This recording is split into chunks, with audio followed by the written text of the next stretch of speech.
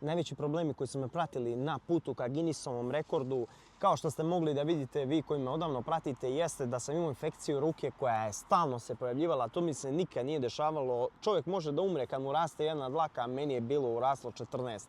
Ja sam to čačkao iglom pa sam napravio, moram ovako da se izrazim, razna sranja. To je bilo stvarno katastrofa, čak da mi ovaj deo ruke bio manji nego ovaj ovdje.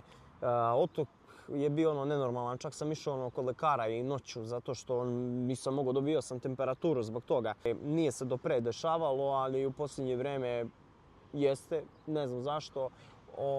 Ali uglavnom imaju tu neke stvari, a to je da što sam pripremao tlo za ruku da bude sve mekše i mekše i ugađao sebi, to mi je ruka postajala sve slabija i slabija.